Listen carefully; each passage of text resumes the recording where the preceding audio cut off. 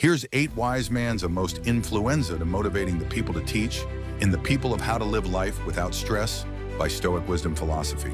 Marcus Aurelius, 121 to 180 CE, was a Roman emperor and Stoic philosopher, best known for his work Meditations, a collection of personal reflections on virtue, duty, and resilience.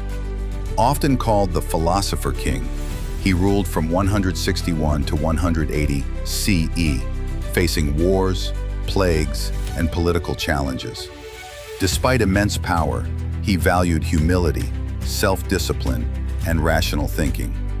His writings remain one of the greatest sources of Stoic wisdom, emphasizing inner strength and living in harmony with nature and reason. Zeno of Citium, circa 334 to 262 BCE, was a philosopher from Cyprus who founded the Stoic school in Athens around 300 BCE.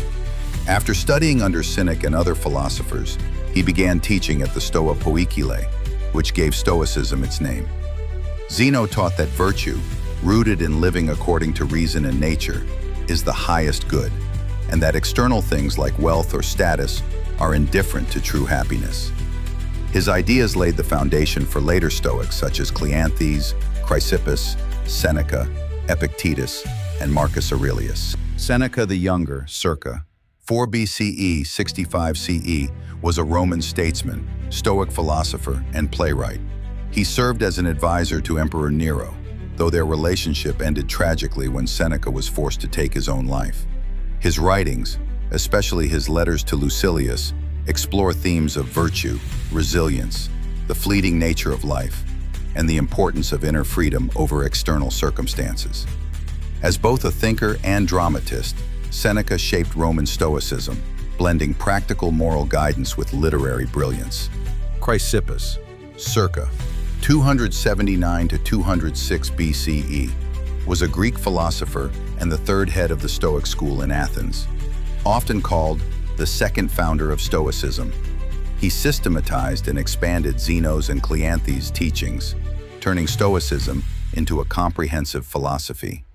He made major contributions to logic, ethics, and physics, arguing that virtue is the only true good, and that everything happens according to divine reason, logos.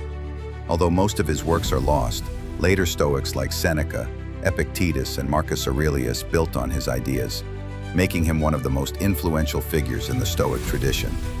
Musonius Rufus, circa 25 to 100 CE, was a Roman Stoic philosopher and teacher, often called the Roman Socrates. He emphasized the practical side of Stoicism, teaching that philosophy should guide daily life.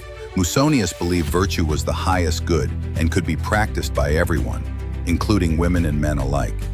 He stressed self-discipline, simplicity, endurance of hardship, and living in harmony with nature. Many of his lectures survive in fragments, showing his focus on applying Stoic wisdom to ordinary challenges rather than abstract theory. He also taught Epictetus, who became one of Stoicism's most famous voices. Cleanthes, circa 330 to 230 BCE, was a Greek Stoic philosopher and the successor of Zeno of Citium as head of the Stoic school in Athens.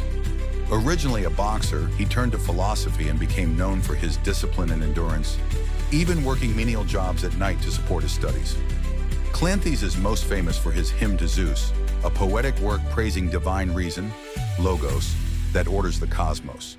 He emphasized living in harmony with nature and the divine order, helping preserve and strengthen Zeno's teachings for the next generation of Stoics, including Chrysippus.